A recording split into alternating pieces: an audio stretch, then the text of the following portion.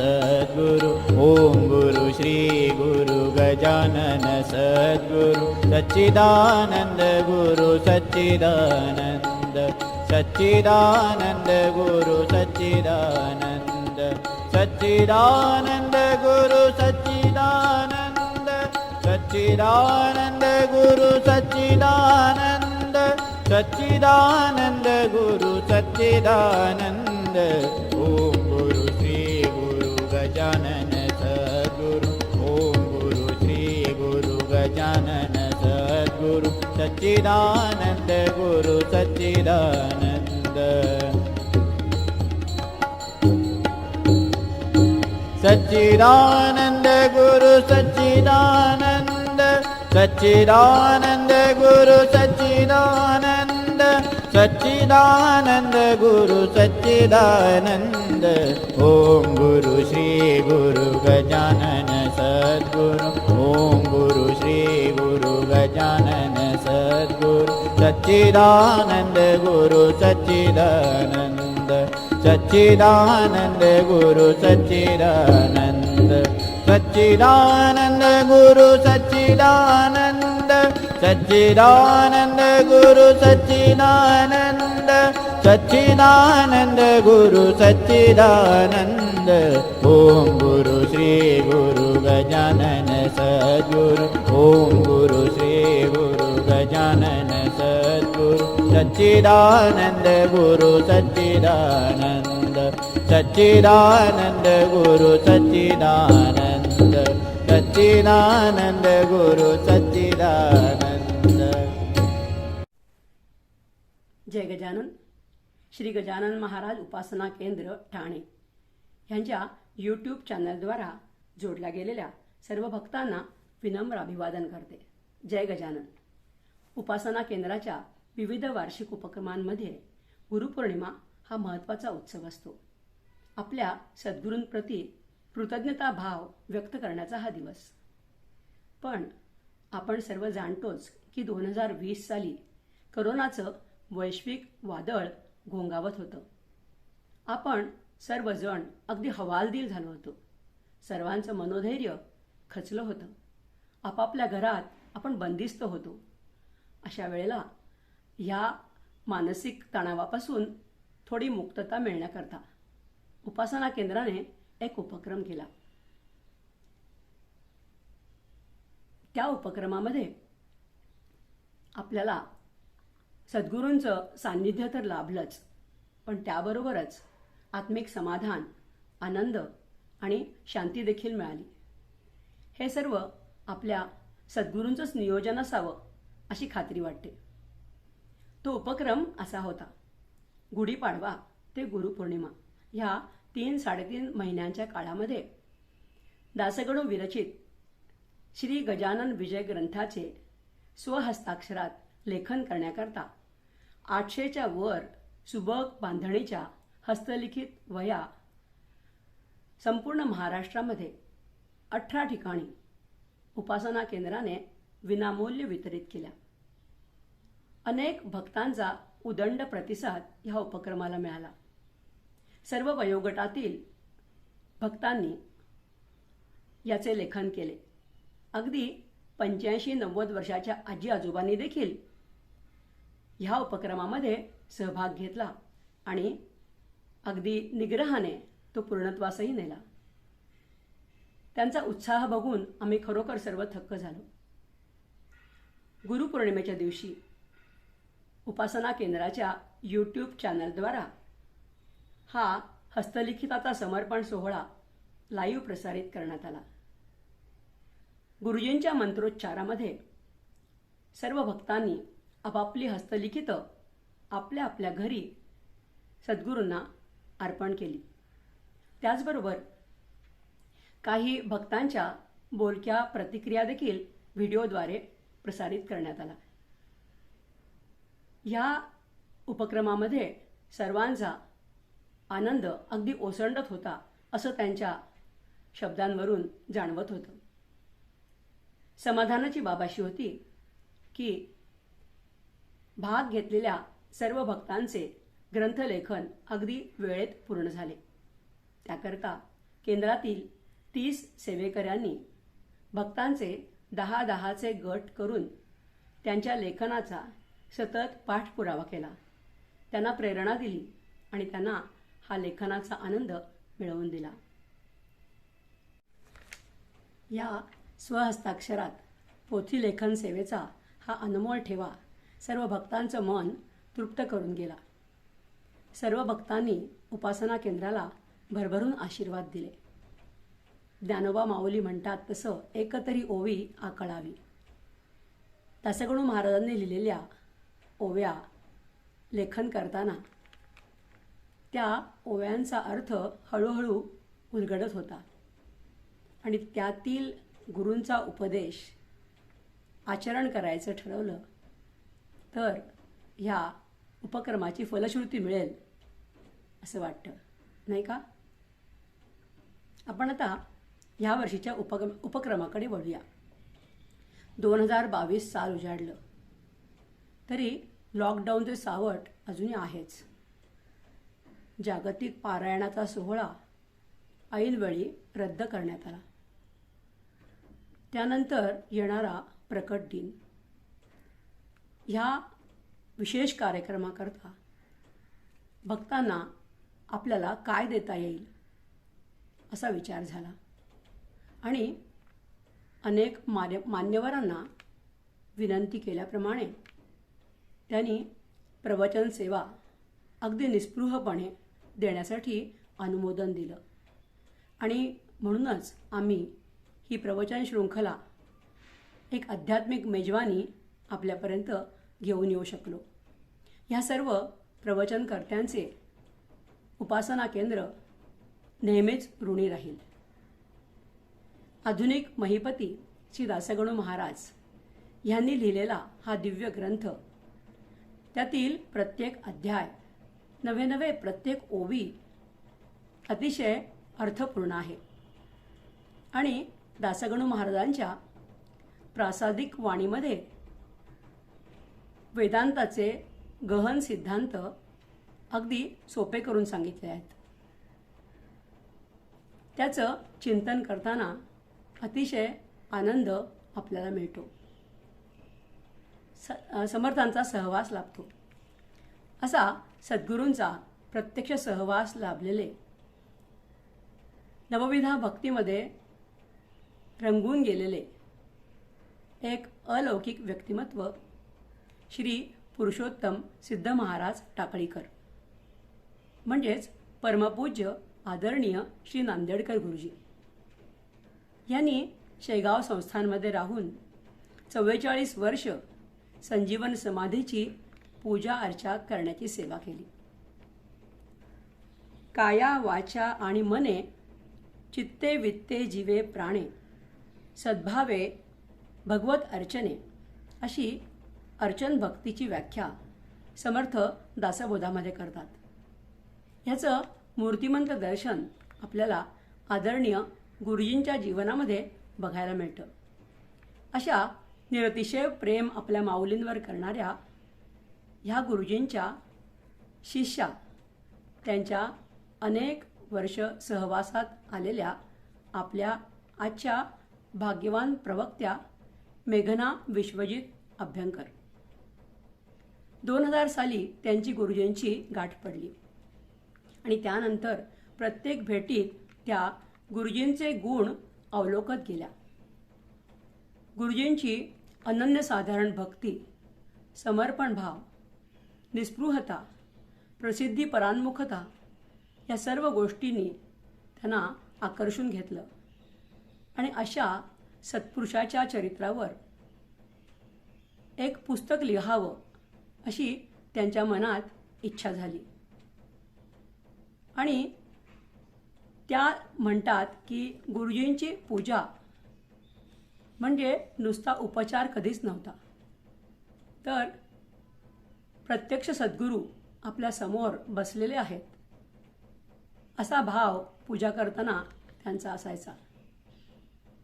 आणि कधीकधी तर सद्गुरू श्री गजानन महाराज त्यांच्याशी संवादही साधत असत.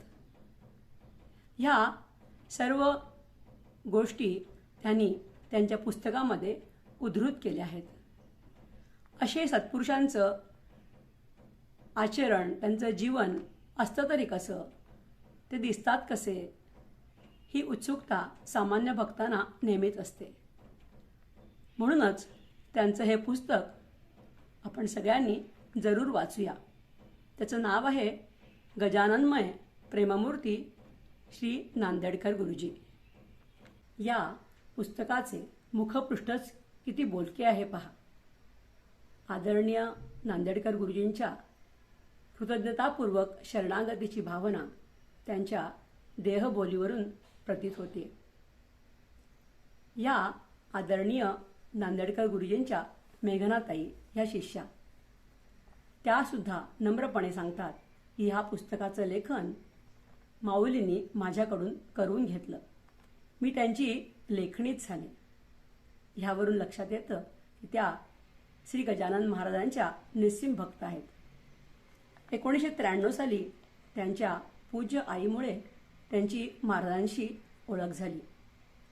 सतत ग्रंथ वाचन करता करता त्या महाराजांच्याकडे कधी ओढल्या गेल्या त्यांना कळलंच नाही. M.Pharm केल्यानंतर 18 वर्ष त्यांनी एका फार्मा कंपनीमध्ये नोकरी केली आणि आता त्या फ्रीलान्सर आहेत. चिन्मय मिशनचा बेसिक आणि ॲडव्हान्स वेदांताचा त्या अभ्यास करत आहेत. त्यासाठी त्यांना ब्रह्मचारी युक्त चैतन्य महाराज यांचं मार्गदर्शन लाभत आहे. औषधशास्त्राचा अभ्यास जरी केला असला तरी काही आजार निसर्गोपचाराने बरे करता येतात असं त्यांना खात्रीने वाटतं.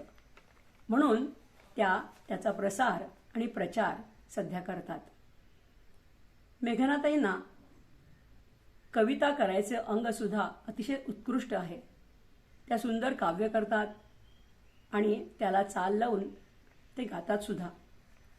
त्यांचं मला भावलेलं एक भजन गीत, एका ठाई 33 कोटी देव देख माणसा, नाही जगी संत ऐसा गजानना सारखा, नाही जगी संत ऐसा गजानना सारखा.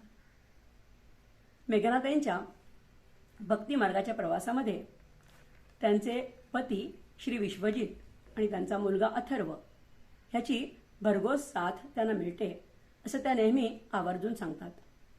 अथर्वने यावर्षी नांदेडकर गुरुजींच्या ह्या पुस्तकाचं इंग्लिशमध्ये भाषांतर केलं. ते सुद्धा पुढच्या पिढीला त्यांचं चरित्र दीपस्तंभ ठरावं या हेतूनेच. त्या पुस्तकाचं नाव आहे एपिटोम ऑफ डिव्हाइन लव श्री नांदेडकर गुरुजी आणि ह्या पुस्तकाचं प्रकाशन ह्याच वर्षी शिकागोमध्ये झालं. आपण 15 अध्यायाचं प्रवचन ऐकलंच. आता आज 16वा अध्याय, सगळ्यांचा आवडता, आपल्या सद्गुरू माऊलीला जेवू घालायचा. ह्या अध्यायात डॉक्टर भाऊ कवर, तुकाराम शेगोकार आणि पुंडलिक बाबा हे सद्गुरूंचे अंतरंगातील शिष्य आपल्याला दर्शन देणार आहेत. त्यांची तितिक्षा, निष्ठा, श्रद्धा, प्रेम आणि जिव्हाळा यामध्ये आपण चिंब भिजून जाऊया. तर मी आता मेघनाताईंना विनंती करते की त्यांनी 16व्या अध्यायावरील त्यांचे विचार मांडावेत. जय गजानन. धन्यवाद. समर्थ सद्गुरु श्री गजानन महाराज की जय. जय गजानन. गण गण गणात बोते, गण गण गणात बोते, गण गण गणात बोते. परब्रह्म सद्गुरु गजानन करीते तुझ आवाहन, साद घालिते अतिप्रेमाने शुद्ध मांडिले आसन. आसनस्थ होऊन स्वीकारा माझे मानस पूजन. पंचामृती हे स्नान घालिते, लाविते सुगंधी चंदन. वस्त्र रेशमी सुंदर केशरी करीते तुझ परिधान. दुर्वा मोगरा गुलाब कावठी वाहते चरणी वेचून. मस्तक ठेवून चरणांवरी तुझ करीते मी वंदन. जेवू घालिते भाकरी झुणका वरण भात कालवून. शीत मधुर हे ताक पिऊनी मग तांबूल करी सेवन. धूप दीप आरती ओवाळून करीते तव हे स्तवन. कार्य तुझेच सिद्धीस जाया देवच आशीर्वचन. देवच आशीर्वचन. देवच आशीर्वचन. समर्थ सद्गुरु श्री गजानन महाराज की जय. जय गजानन. आपली सद्गुरु माऊली गजानन महाराज यांच्या चरणी नतमस्तक होते. दासगणू महाराज यांना मनपूर्वक वंदन करते. श्री नांदेडकर गुरुजी, श्री विशाल गुरुजी या सर्वांच्या चरणी नतमस्तक होते. ठाणे उपासना केंद्राने मला गजानन विजय ग्रंथातील एका अध्यायावरील चिंतन आपणा सर्वांपुढे मांडण्याची ही संधी मला दिली, त्याबद्दल मी त्यांची आभारी आहे. खरोखर एक अत्यंत स्तुत्य उपक्रम ठाणे उपासना केंद्राने योजलेला आहे. कारण खरं तर सर्वच अध्यायांच्या चिंतनातून असं सुंदर सुंदर ज्ञानमौक्तिक प्रत्येक भक्त आपापल्या वृत्तीनुसार आपापल्या विचारसरणीनुसार आपल्यापुढे मांडणार आहेत आणि त्यातून खूप काही सर्वच भक्तांना शिकण्यासारखं आहे. त्यामुळे एका वेगळ्या दृष्टिकोनातून हा ग्रंथ आता अभ्यासला जाणार आहे. त्यामुळे हा खरोखर एक स्तुत्य उपक्रम आहे. खरं तर आत्तापर्यंत म्हणजे 1 ते 15 अध्यायांवर ज्यांनी अतिशय सुंदर असं चिंतन आपल्यासमोर मांडलं आणि पुढील अध्यायांवरही जे आपलं चिंतन मांडणार आहेत त्या सर्वांनाही माझा अगदी आदरपूर्वक आणि भावपूर्ण नमस्कार. इतके सुंदर सुंदर ज्ञानमौक्तिक हे सर्वच चिंतक आपल्यासमोर मांडणार आहे, तेव्हा मी अधिक काय बोलणार. पण तरीसुद्धा बोलविता धनी वेगळाची या न्यायाने आज 16व्या अध्यायावर जे चिंतन माझं झालं ते मी आपणापुढे मांडण्याचा प्रयत्न करणार आहे. खरं तर दासगणू महाराजांचा हा ग्रंथ अत्यंत प्रासादिक आहे. आपल्या माऊलीच्या अनेक लीला प्रसंगांचं इतकं सुंदर रसाळ भावपूर्ण वर्णन हे दासगणू महाराजांनी ओघवत्या आणि रसाळ भाषेत मांडलेलं आहे, ओवी स्वरूपात. खरं तर पहिल्यांदा मी जेव्हा हा ग्रंथ वाचायला घेतला तेव्हा असं व्हायचं की पहिला एक अध्याय वाचून झाला, रोज एक अध्याय वाचत होते मी, त्यामुळे एक अध्याय वाचून झाला की कधी एकदा पुढचा अध्याय दुसरा दिवस उजाडतो आणि मी पुढचा अध्याय वाचते असं मला व्हायचं, अशी ओढ लागलेली असायची. पण कसं व्हायचं की सुरुवातीला जो हा गजानन विजय ग्रंथ वाचला गेला तेव्हा तिथले ते सर्व लीला प्रसंग असे सर्व वाचून असं वाटायचं, बापरे कसं काय बंकटलालांनी नुसती अशी काडी धरली आणि महाराजांची चिलीम पेटली, कसं काय आपल्याला साधा एक डास चावला तरी आपली झोपमोड होते आणि महाराजांनी वाटे पाचोडी माशांची समर्थ पांघरलेसाची मधमाशा पूर्ण अंगावर येऊन बसल्या तरी जागचे हल्ले नाही. विहिरीला एक थेंब पाणी नसताना काठोकाठ विहीर भरली. ह्या सर्व लीला प्रसंगांनी असं वाटायचं, बापरे आपली माऊली खरंच काय ग्रेट आहे ना. आणि खरंच आपली माऊली ग्रेट आहे, यात प्रश्नच नाही. आपली सद्गुरू माऊली म्हणजे परमहंस होते आहेत. आणि पण कसं आहे,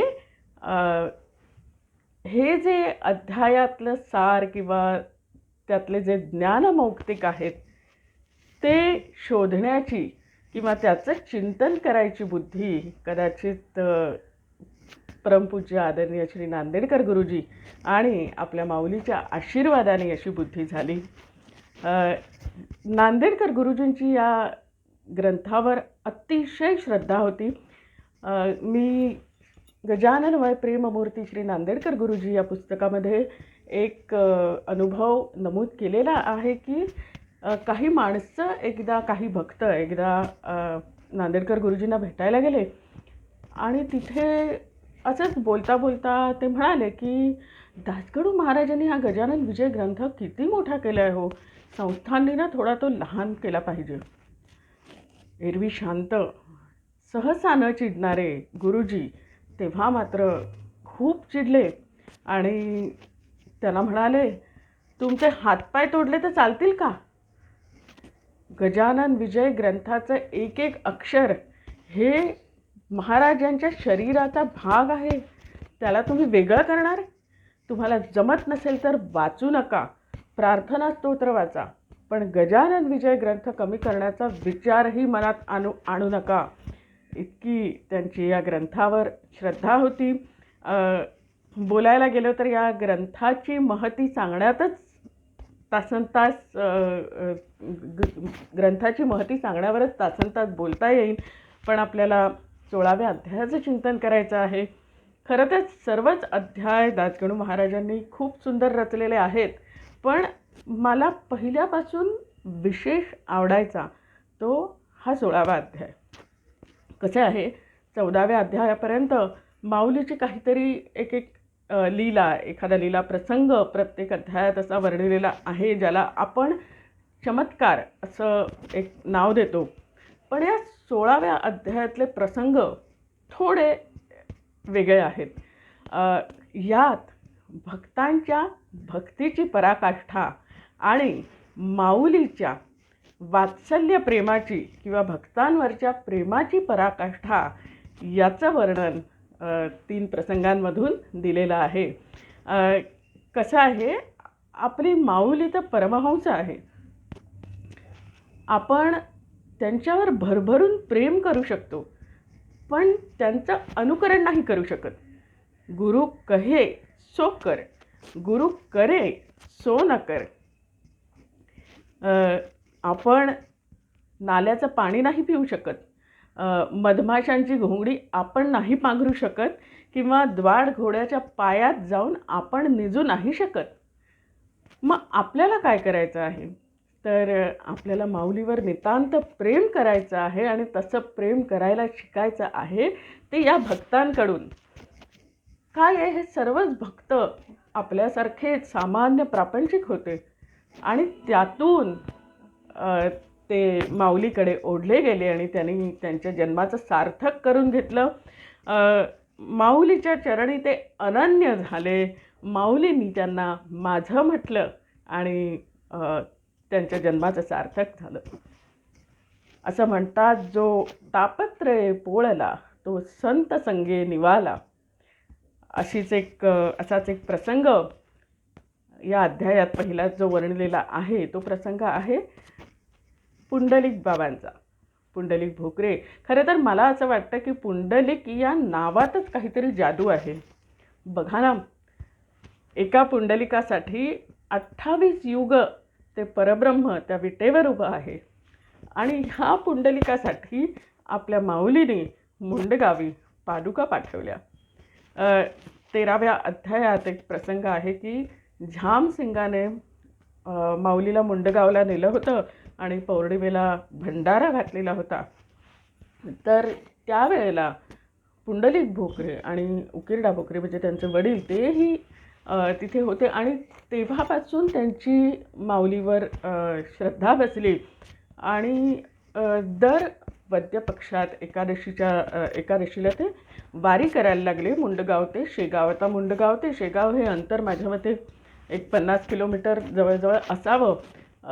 तर अशी ती पायीवारी करायचे. ह्या प्रसंगात मी जास्त शिरत नाही आहे कारण कोणीतरी ह्या प्रसंगावर बोललेलं आहे, पण मला असं सांगायचं आहे की इथे ही एक वारी करत असताना पुंडलिकाला प्लेगची लागण झाली आणि तरीही निश्चयात्मक बुद्धीने पुंडलिकाने ती वारी उठत बसत पूर्ण केली. त्याला काखेत गाठ आली होती, त्याला ताप होता, अंगात कापरं भरलेलं, तरीसुद्धा त्याची निश्चयात्मकता ढळली नाही आणि तो तिथे उठत बसत का होईना पण त्यांनी वारी पूर्ण केली. आणि जेव्हा माऊलीच्या चरणी तो लागला तेव्हा माऊलीने त्याची काख दाबून स्वतःची काख दाबली आणि त्याची गाठ तिथल्या तिथे विरून गेली. आणि जेव्हा पुंडलिकाच्या मातेने नैवेद्य वाढून आणला आणि नैवेद्याचे 2 घास माऊलीने घेते आपल्या, तेव्हा त्याचं कापरंही निघून गेलं आणि तो पूर्ण पूर्ववत झाला. आणि महाराजाच्या चरणी त्याची निष्ठा होतीच, ती दृढ झाली. असं आहे की बावन्नीमध्ये अशी एक ओळ आहे की पुंडलिकाचे गंडांतर निष्ठा जाणून केले दूर. हा प्रसंग इथे अशासाठी सांगते की पुंडलिकाची महाराजांवर पूर्ण निष्ठा होतीच. 16व्या अध्यायात सुरुवातीलाच दासगणू महाराजांनी पुंडलिकाचा प्रसंग लिहिताना असं लिहिलेलं आहे की हा शेगावची करीवारी समर्थांविषयी प्रेम भारी हमेशा त्यांचे चिंतन करी एकाग्रशा मनाने. हमेशा त्यांचे चिंतन करी, सतत तो माऊलीच्या अनुसंधानात असायचा, एकाग्र चित्ताने त्यांच्या अनुसंधानात असायचा. आणि ह्यावरूनच पुंडलिकाच्या माऊलीवर असलेल्या श्रद्धेविषयी आपल्याला कल्पना येते. मग जर हमेशा त्यांचे चिंतन करी, त्यांच्याशी सतत अनुसंधान असणारा भक्तसुद्धा भरकटतो का? तर दुर्भाग्य असं आहे की आपली श्रद्धेची खुंटी ही कितीही घट्ट असली ना तरीसुद्धा आपल्या आजूबाजूची काही माणसं ती खुंटी हलवून बघत असतात. कदाचित आपली माऊली तेव्हा आपली परीक्षा बघत असते. आपल्या भिंतीत, घराच्या भिंतीत जर कधी खिळा ठोकला तर तो खिळा ठोकल्यावर असा हलवून बघतात की तो घट्ट बसलाय ना, बाहेर पडणार नाही ना, सैल नाही ना. पण जर घरातली व्यक्ती रोजच येता जाता तो खिळाचा हलवून बघत असेल किंवा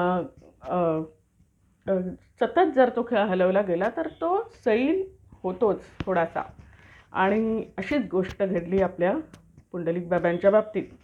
कसं आहे, जगात उपदेश करणाऱ्यांची संख्या कमी नाही. असे लोक उपदेश करतात जे स्वतःच गोंधळात असतात. आता भागी ठाकरेन बघा ना, दासगणू महाराजांनी तिचा उल्लेख केलेला आहे की निष्ठा तिची एकाही ठिकाणाची बसत नसे.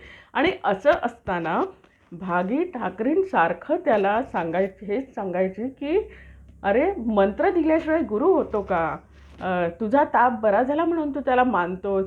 या काकतालीय न्यायाला बळी पुंडलिका पडू नको. काकतालीय न्याय म्हणजे काय? तर कावळा बसला आणि फांदी मोडली. आता ती फांदी कावळा बसल्यामुळे मोडली नसली तरी तो बसला आणि ती फांदी मोडली, म्हणून या 2 घटनांचा परस्पर संबंध जोडणे, म्हणजे ज्या 2 घटनांचा काहीही संबंध नाही त्यांचा संबंध जोडणे. तर ही भागी ठाकरीण पुंडलिकाला असं सांगत होती की अरे, तुझा ताप बरा होणारच होता, तू शेगावला गेलास आणि तुझा ताप बरा झाला म्हणून तुला असं वाटलं की गजानन माऊलीने तुझा ताप बरा केला. त्यामुळे ह्या काकतालीय न्यायाला बळी पुंडलिका पडू नको. आणि ह्या पुढे जाऊन ती सांगते की गुरु कसा असावा. तिने त्याला सांगितलं की अंजन गावाला केजाजीचे शिष्य आहेत काशीनाथ, त्याच्याकडे आपण जाऊ, आपण त्याला गुरु करू. गुरु असावा महाज्ञानी, चातुर्यशास्त्र चिंतामणी. गुरु असावा परमगुणी, भक्तिपंथा ते दाविता. आणि ती असंही सांगायला लागली, गजाननामध्ये एकही लक्षणं नाही, त्यामुळे आपण उद्या अंजन गावाला जाऊया. आता हा विषय आला म्हणून ह्याच्यावर काही गोष्टी सांगाव्याशा वाटतात की गुरु कसा असावा याबद्दल मुंडकोपनिषदात एक श्लोक आहे. परीक्षलोकान कर्मचितान ब्राह्मणो निर्वेदमायान नास्त्य कृतः कृतेन तद्विज्ञानार्थम स गुरुमेवाभिगच्छेत समित्पाणि श्रोत्रिय ब्रह्मनिष्ठम. आता याचा अर्थ असा आहे की कर्मापासून प्राप्त होणारे सर्व भोग हे नाशिवंत आहेत असं जाणून साधकाने त्या साधकाला त्या सर्वाचा वीट यावा आणि ब्रह्म हे नुसत्या कर्माने प्राप्त होत नाही, तर त्यासाठी ज्यांना ब्रह्मप्राप्तीची ज्ञानप्राप्तीची इच्छा असेल त्यांनी गुरुकडे जावं. आणि कशा गुरुकडे? तर जो श्रोत्रिय आहे आणि ब्रह्मनिष्ठ आहे. आता श्रोत्रिय म्हणजे काय? तर श्रोत्रिय म्हणजे ज्यांचा शास्त्राभ्यास झाला आहे, 6 शास्त्र, 18 पुराणं आणि 4 वेद यांचा अभ्यास ज्यांचा झाला आहे त्याला श्रोत्रिय, त्यांना श्रोत्रिय असं म्हणतात. आणि हा अभ्यास ते पुढे म्हणजे हाच अभ्यास ते पुढच्या शिष्यांना शिकवतात आणि त्यांना ज्ञानाचा मार्ग दाखवतात. ते श्रोत्रिय गुरु. ब्रह्मनिष्ठ म्हणजे जे ब्रह्माशी तदाकार झालेले आहेत, सतत उन्मनी अवस्थेत असतात, ब्रह्माशी ऐक्य पावलेले आहेत. थोडक्यात म्हणजे रिअलाइज्ड मास्टर म्हणजे ब्रह्मनिष्ठ. असं शंकराचार्यांच्या भाष्यात त्यांनी म्हटलेलं आहे की तुम्हाला जर श्रोत्रिय गुरु मिळाले किंवा तुम्ही जर श्रोत्रिय गुरूंकडे गेलात तर ते तुमची दिशाभूल नाही करणार. तुम्हाला शास्त्राभ्यास शिकवून शास्त्रामध्ये पॉइंटर्स लिहिलेले आहेत की तुम्ही योग्य मार्गावर आहात की नाही हे तुम्हाला त्या शास्त्राभ्यासातून कळतं. शेवटी तुमची साधना आणि गुरुची कृपा ही अत्यंत आवश्यक असते, पण श्रोत्रिय गुरुसुद्धा तुम्हाला तुमच्या लक्ष्यापर्यंत पोहोचवू शकतो. पुढे आहे ब्रह्मनिष्ठ गुरु. आता ब्रह्मनिष्ठ गुरु जे असतात, फार कमी ब्रह्मनिष्ठ गुरु असे आहेत की जे शास्त्राभ्यास पुढच्या शिष्यांना शिकवण्यामध्ये त्यांना काही रस नसतो, कारण ते सतत ब्रह्माशी तदाकार असतात. अशा गुरूंचे केवळ आशीर्वाद मिळाले, त्यांची कृपा झाली तरीसुद्धा तुम्ही तुमचा उद्धार करून घेऊ शकता. आणि तिसरा जो प्रकार आहे श्रोत्रिय आणि ब्रह्मनिष्ठ, याच्यावर असं भाष्य आहे की असा गुरु जर तुम्हाला मिळाला, कारण असा गुरु मिळणं दुरापास्त आहे, आणि असा गुरु जर तुम्हाला मिळाला तर ह्याहून दुसरी भाग्याची गोष्ट नाही. आपल्या बाबतीत सांगायचं झालं तर आपल्याला जे सद्गुरू लाभलेले आहेत ते सद्गुरू श्रोत्रियही आहेत आणि ब्रह्मनिष्ठही आहेत. कशावरून? तर वेदरुच्या अस्खलित उदात्त अनुदात्त स्वरासहित, कधी म्हणाव्या मुखी सत्य, कधी त्याचे नाव नसे, वेदाक्षरे पडता श्रवणी साशंक व्हावे वैदिकांनी. पुढे गोविंद बुवा टाकळीकरांना त्यांनी सांगितलं होतं, भागवताचा श्लोक सांगसी आणि त्याच्या विरुद्ध वागसी. तैलंगी ब्राह्मणांना त्यांनी उपदेश केला, हीन विद्या पोटाची मोक्षदात्री आहे साची. आत्माराम वेद म्हणताना कुठे कुठे चुकत होते. काशीला जाऊन वेदविद्या पारंगत होऊन आले, वेदविद्या शिकून आले, आणि समर्थ आपल्या महाराजांपुढे माऊली पुढे जेव्हा वेद म्हणत होते तेव्हा ते कुठे कुठे चुकत होते. त्यांच्या चुकांची दुरुस्ती माऊली करत होते. या सगळ्या ओव्यांवरून एक गोष्ट नक्की की आपली सद्गुरू माऊली ही श्रोत्रिय होतीच. योग्य ठिकाणी त्यांनी आपलं हे ज्ञान प्रकट केलं, पण त्याचवेळी माऊली ब्रह्मनिष्ठ होती याबद्दल तर काही वादच नाही. प्रत्येक अध्यायात दासगणू महाराजांच्या अशा ओव्या आलेल्या आहेत. अगदी पहिल्या अध्यायापासून एका अध्यायात त्यांनी म्हटलं आहे, माशी तरी मीच झालो, मोहोळ तेहीच मीच बनलो, कणसे खाया मीच आलो, कणसे तेही रूपे माझी. एका अध्यायात त्यांनी म्हटलं आहे की जो स्वयमेव ब्रह्म झाला, जात कोठून उरली त्याला, नामरूपाचा गलबला प्रकृतीच्या आश्रयाचं. आता ह्या सगळ्या ओव्यांवरनं एक गोष्ट नक्की की आपली माऊली श्रोत्रियही आहे आणि ब्रह्मनिष्ठही आहे. म्हणजे खरोखर आपणच आपल्या भाग्याचा हेवा करायला हवा की सद्गुरू मिळाले तेही असे की जे श्रोत्रिय आणि ब्रह्मनिष्ठ दुरापास्त असे सद्गुरू आपल्याला लाभलेले आहेत. असं म्हणतात की दुर्लभम त्रयमेवैत दैवानुग्रह हेतुकम मनुष्यत्वम मुमुक्षुत्वम महापुरुष संश्रय. म्हणजे मनुष्य जन्म मिळणं दुर्लभ, त्याहूनही दुर्लभ मुमुक्षुत्व मिळणं, आपला उद्धार करण्याची इच्छा होणं, हे त्याहून दुर्लभ आहे. आणि त्याहूनही दुर्लभ आहे तो सत्संग मिळणं, संतांच्या कृपेचा लाभ होणं, संतांचा सहवास मिळणं आणि असे गुरु लाभणं. अतिशय दुरापास्त आहे, जे श्रोत्रिय आहेत आणि ब्रह्मनिष्ठ आहेत, असे गुरु आपल्याला लाभले. असं आहे की आपली ही श्रद्धेची खुंटी घट्ट करायला महाराजांना सारखी प्रचिती द्यावी लागते. पुंडलिकाच्या बाबतीत तेच घडलं की भागीचं ऐकून तो अंजनगावी जायला तयार तर झाला, पण त्याचं मन मानेना, म्हणून माऊलीला प्रचिती द्यावी लागली. आणि काय प्रचिती दिली तर स्वप्नात आले. स्वप्नात येऊन त्यांनी गुरुमंत्र दिला आणि पुढे ते असं म्हणाले, आणखी काय आहे असं ती मी आज पुरवीन खास. आता आणखी काय आहे असं विचारल्यावर पुंडलिकाने काय मागितलं असावं, याचना काय करावी, हेही या भक्तांकडून शिकण्यासारखं आहे. आणखी काय हवं म्हटल्यावर पुंडलिकाने पदीच्या पादुका मागून घेतल्या. स्वप्नातही ज्याने पादुकांची याचना केली तो किती निस्पृह आणि निर्मल मनाचा भक्त असेल आणि त्याचं माऊलीवर किती प्रेम असेल. विचार करा, आपण काय मागू हो. अहो, तिथे समाधी मंदिरात जेव्हा भक्त येतात, आपण जातो, तेव्हा अशी याचनांची यादी असते. आणि जेव्हा तिथले सेवेकरी सांगतात की आता माऊली पुढे व्हा असं सांगतात, तेव्हा आपली याचनांची जर यादी अर्धवट राहिली तर गादीच्या इथे पारायण हॉलमध्ये जाऊन ती यादीसुद्धा आपण पूर्ण कंप्लीट करतो. आणि इकडे पुंडलिक बाबांनी मागितल्या त्या गुरुच्या पदीच्या पादुका. आता कशासाठी या मागितल्या तर नित्यपूजा करायला.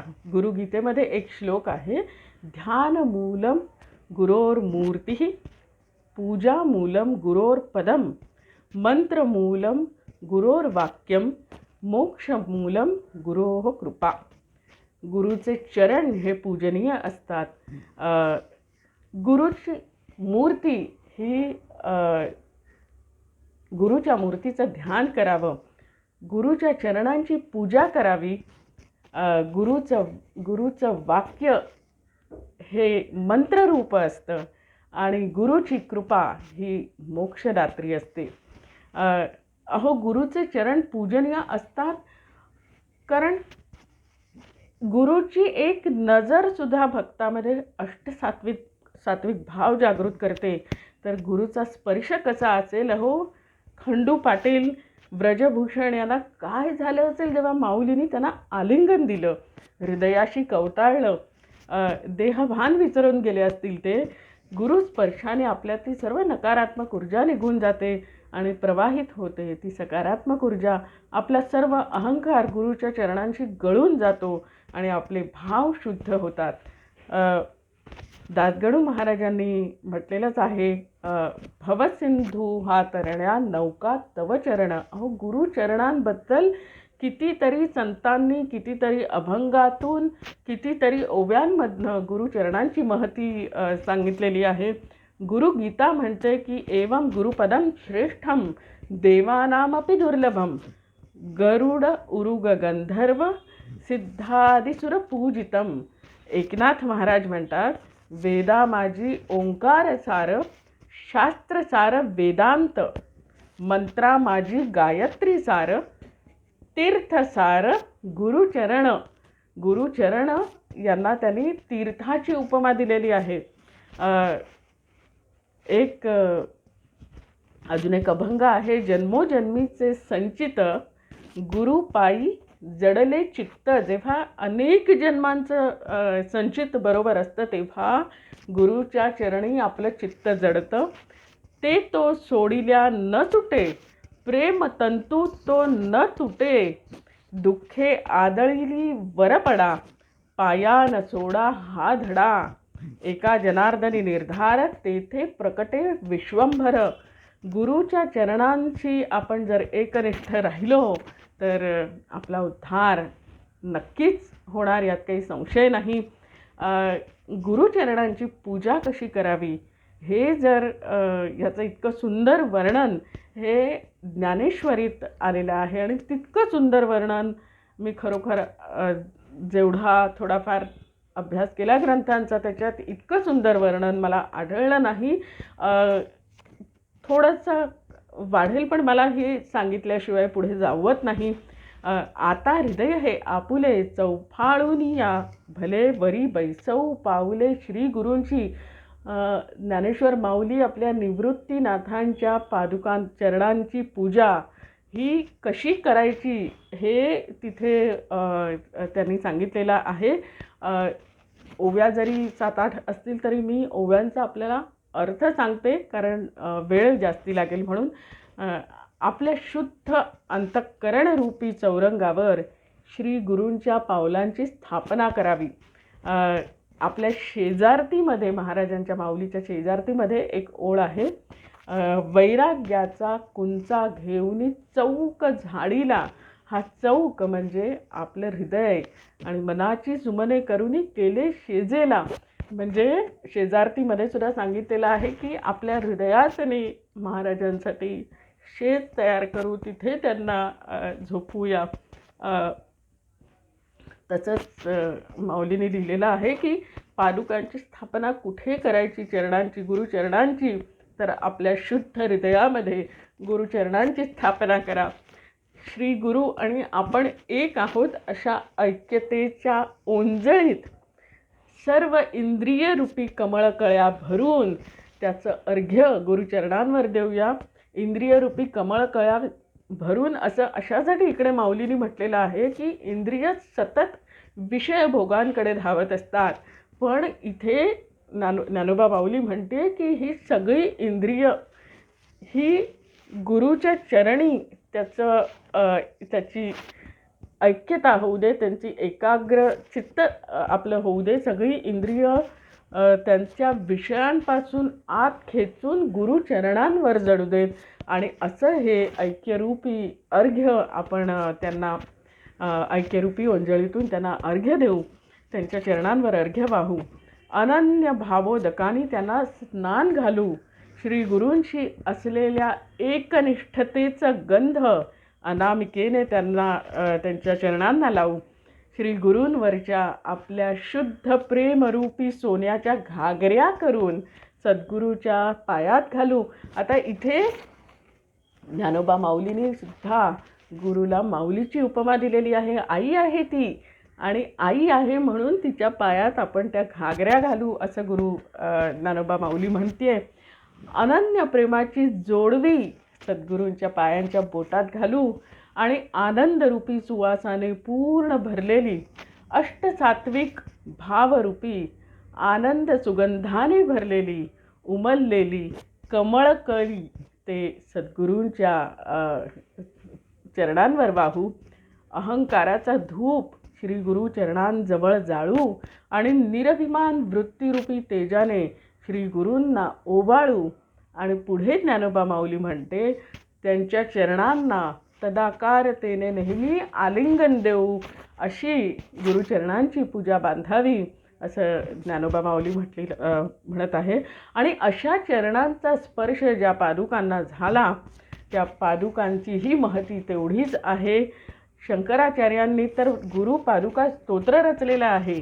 कामादि सर्प व्रज गारुडाभ्याम विवेक वैराग्य निधिप्रदाभ्याम बोधप्रदाभ्याम द्रुतमोक्षदाभ्याम नमो नमः श्री गुरुपादुकाभ्याम.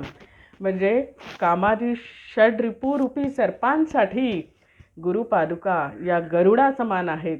त्या वैराग्य आणि विवेक प्रदान करतात, बोध देतात, मोक्ष देतात. आणि अशा या पादुका पुंडलिकाने मागितल्या आणि त्याही स्वप्नात. आणि स्वप्नात गुरुपादुका मागितल्या, ह्या मी दिलेल्या घेई तुला. आणि त्याला माऊलींनी त्या स्वप्नात दिल्या आणि त्या घ्यायला पुंडलिक उठला, तर पुंडलिक गेला तर त्याला जाग आली. आणि मग त्याच्या डोक्यात पुन्हा एकदा गोंधळ माजला. पण एक निश्चय मात्र त्याच्या मनाचा झाला. आणि त्यांनी भागी जेव्हा त्याला बोलवायला आली तेव्हा सांगितलं की मी जो एकदा गुरु केला श्री गजानन महाराजाला, तो ना आता चोडी भला, हाच माझा निश्चय. त्याचा एक निश्चय पक्का झाला. आणि नंतर जेव्हा झामसिंग पादुका घेऊन आला, तो सगळा प्रसंग आपल्याला माहितीच आहे की पुंडलिक वेशीत तो गोंधळलेल्या स्थितीत विचार करत होता की काय आपण पादुका करून घ्यायच्या का काय, मी तर पदीच्या मागितलेल्या, मग नव्या कशा करून घेऊ, असा सगळा विचार करत तो जेव्हा वेशीवर त्याला झामसिंग भेटला तेव्हा झामसिंगाला त्यांनी विचारलं की माझ्यासाठी काही प्रसाद दिला आहे का. आणि तेव्हा झामसिंगाला असं वाटलं हा असं का विचारतोय, कारण तिथून शेगावहून निघण्याआधी बाळाभाऊंच्या करवी त्यांनी माऊलीनी आपल्या परीच्या पादुका पुंडलिकाला देण्यासाठी झामसिंगाकडे दिल्या. आणि पुढे असेल असं म्हटलेलं आहे की झामसिंगाने ते पादुका लगेच पुंडलिकाला त्यांनी सर्व सांगितल्यावर काढून दिल्या. आणि पुंडलिकाची भ्रांती तर नष्ट झालीच, त्याची दृढ श्रद्धा अजूनच महाराजांच्या चरणी दृढ झाली. पण दासगणू महाराजांनी असंही म्हटलेलं आहे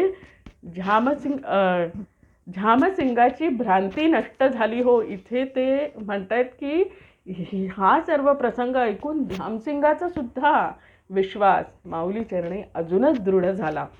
पुंडलिक बाबा आता पूर्णपणे महाराजांचे झाले. त्यांचा बाह्य जगातला शोध थांबला आणि पुंडलिक बाबा अंतर्मुख झाले. या प्रसंगातून एक गोष्ट आपल्या लक्षात येते की माऊली आपल्या लेकराला कधी भरकटू देत नाही.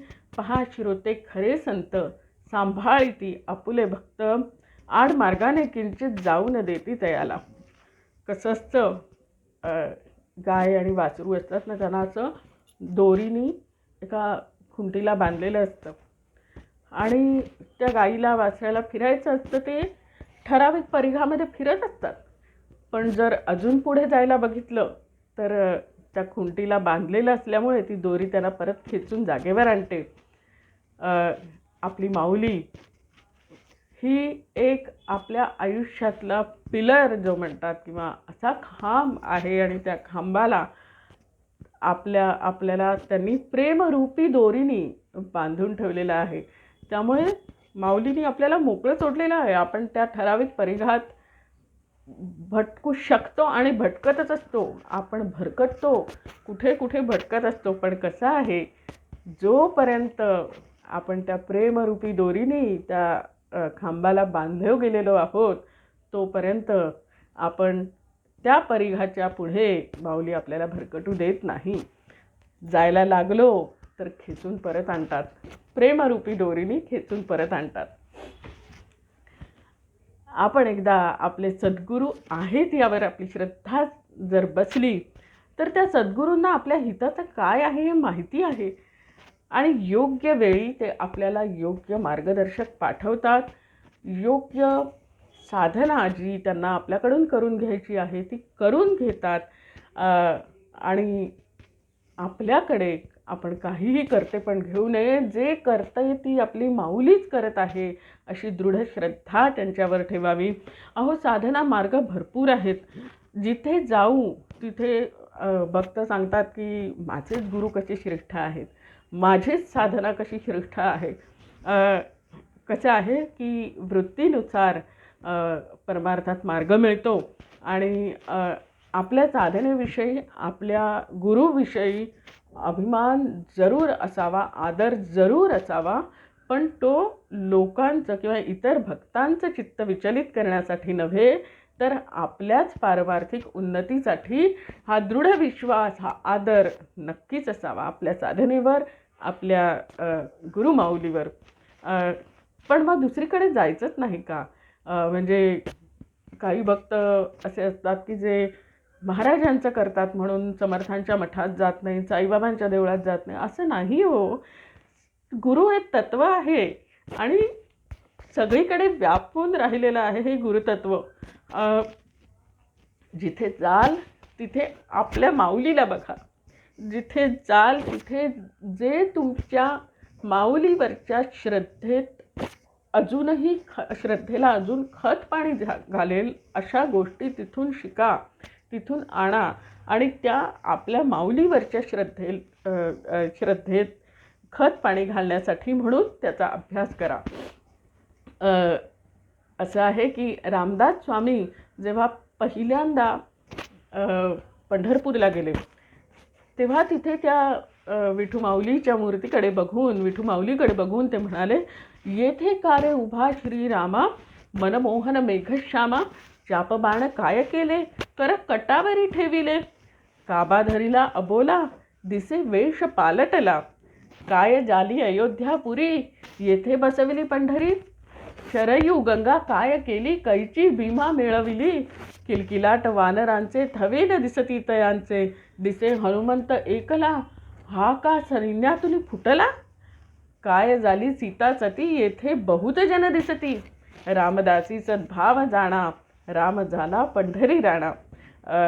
समर्थ रचिता अभंग म्हणजे आपला आराध्य दैवत आपली गुरुमाऊली याचा किती ध्यास लागायला हवा याचं उत्तम उदाहरण आहे. पंढरपुरात पांडुरंगाची पंढरपुरात विठू माऊलीला बघून त्यात देखील समर्थांनी राम पाहिला आणि रामाचं ते बदललेलं रूप बघून समर्थ पांडुरंगरूपी रामाला अनेक प्रश्न विचारतात. आणि शेवटच्या 2 ओळींमध्ये समर्थ असे सांगतात की ज्याच्या अंतरी सद्भाव आहे तोच खरा दास आपल्या गुरुचा, आपल्या देवतेचा. बाहेर कुठलंही रूप असलं तरी त्या रूपात आपण आपले सद्गुरू पाहिले पाहिजेत आणि त्या रूपाच्या चरणी आपण नम्र झालं पाहिजे, नतमस्तक झालं पाहिजे आणि त्या रूपाचा देखील आदर केला पाहिजे. ध्यास लागला पाहिजे, आपल्या गुरुमाऊलीचा ध्यास लागला पाहिजे. जिकडे पाहावे तिकडे तू दिसशी नयना असली अशी अवस्था आपली झाली पाहिजे. दासगणू महाराजांनी या अध्यायाच्या शेवटी असं म्हटलेलं आहे की प्रचितीवीण कवणाची परमार्थीय निष्ठा बसे, ती एकदा बसल्यावर मग मात्र होते स्थिर. आपलंच बघा ना, कधी एखादं पारायण आपण केलं, म्हणजे असं माझं व्हायचं पूर्वीसुद्धा. मी असं कधीतरी पारायण केलं की असं वाटायचं अरे आपण पारायण केलं ते माऊलीपर्यंत पोचलं असेल की नाही. खरं तर पारायण हे माऊलीपर्यंत पोचण्यापेक्षा आपण माऊलीपर्यंत पोचणं जास्त महत्त्वाचं असतं. आणि पारायण जे आहे आपल्या श्री गजानन विजय ग्रंथाचे 21 अध्याय आहेत आणि हे 21 अध्याय वाचायला नांदेडकर गुरुजी नेहमी सांगायचे की कमीत कमी 2.5 तास तरी लागले पाहिजेत. पूर्वी मला 8 तास लागायचे, आता हळूहळू ते कमी होत जातात, पण तरीसुद्धा कमीत कमी 2.5 तास लागले पाहिजेत असं गुरुजी सांगायचे. आणि त्याच्या मागचं कारण असं आहे की जसं मी म्हटलं की आपण महाराजांपर्यंत पोचायला हवं. पारायण करताना कुठल्याही सामान्य माणसाचं मन हे स्थिर होणं म्हणजे खरोखर ती साधकावस्था खूप वरची आहे. जर पूर्ण पारायणात तुमचं प्रत्येक प्रसंगात, प्रत्येक अक्षरात जर तुमचं चित्त एकाग्र होत असेल तर आपली साधकावस्था फार उच्च प्रतीची आहे. पण माझं सांगायचं झालं तर 21 अध्याय वाचत असताना कितीतरी वेळा मन भरकटतं. वाचत काहीतरी असतो, डोक्यात काहीतरी विचार असतात, प्रपंचाचे विचार असतात, इकडले तिकडे कुठले काय विचार असतात. पण मग महत्त्वाचं काय आहे पारायणात की हे 21 अध्याय वाचत असताना कुठेतरी 1 क्षण 2 क्षण असे येतात जेव्हा आपण त्या प्रसंगाशी तदाकार होतो, आपण आपल्या माऊलीशी तदाकार होतो, अष्टसात्विक भाव जागृत होतात आणि आपण एक वेगळीच अनुभूती येते, डोळ्यातनं अश्रुधारा वाहायला लागतात आणि तेव्हा समजावं की तेवढे क्षण का होईना पण आपण त्या माऊलीपर्यंत पोचलो. आणि हेच त्या पारायणाचं खरं तर महत्त्व आहे.